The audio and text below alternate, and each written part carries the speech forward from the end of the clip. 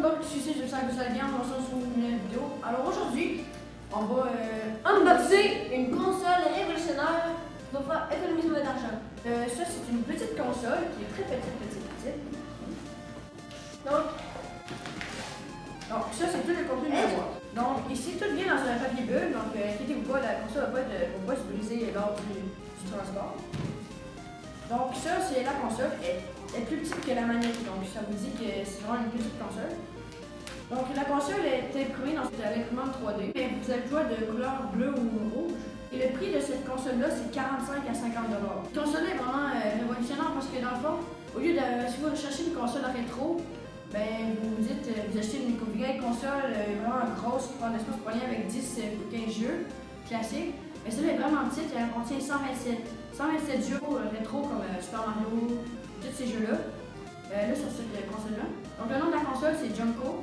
Elle est imprimée dans le top du boîtier. Je vais laisser si vous voulez l'acheter dans la description. Ouais, il va y avoir la page Facebook parce qu'on ne publie pas encore de site. Mais il va y avoir la page Facebook où vous pouvez, ou ça va vous venir sur une chose pour l'acheter.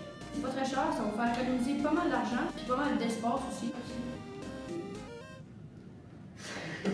Et c'est vraiment une console qui va vous plaire. Donc... en fait, si vous voulez qu'on fasse des vidéos dessus, dites-nous dans les commentaires. C'est sûr qu'on va en faire quelques-uns. Les plus intéressants, je sais pas ce qu'il y a on va présenter des jeux là-dessus, là, peut-être une fois par mois ou une fois par semaine. Ça dépend comment vous aimez ça puis comment ça vous intéresse de voir ça. Donc si on vise les 20 likes à cette vidéo-là, puis dites-nous dans les commentaires ce que vous voulez. On va dire dislike pour commencer. Ça, c'est quoi des dislikes? 10 likes.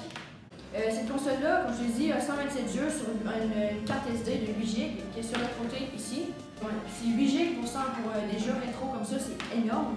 Dans le temps, ça prenait pas dans 2 GB le jeu, ça prenait pas vraiment ça.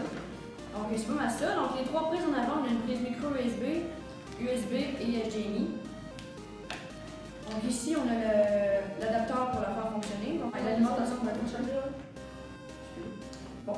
Donc on branche ça dans la prise micro USB, comme ça. Et donc là c'est branché, vous branchez ça dans une prise murale. Ensuite il y a une manette qui vous venait avec, là, bien sûr. On branche ça ici.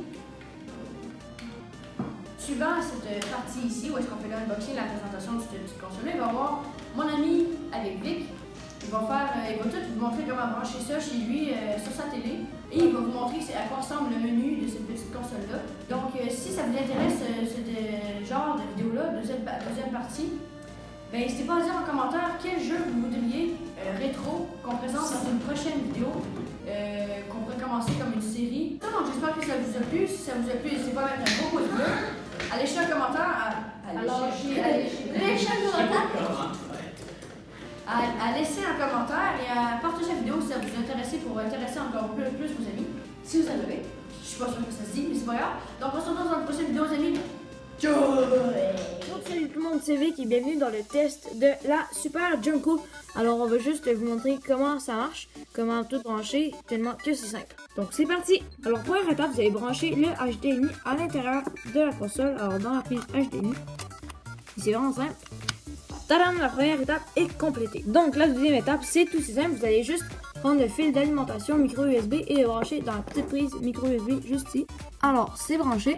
Donc la troisième étape, c'est vraiment encore aussi simple. Vous allez juste prendre la manette et brancher le USB à l'intérieur de la console, comme ceci. Alors c'est terminé, il vous reste juste qu'à brancher le fil d'alimentation dans la prise murale et tout est complété.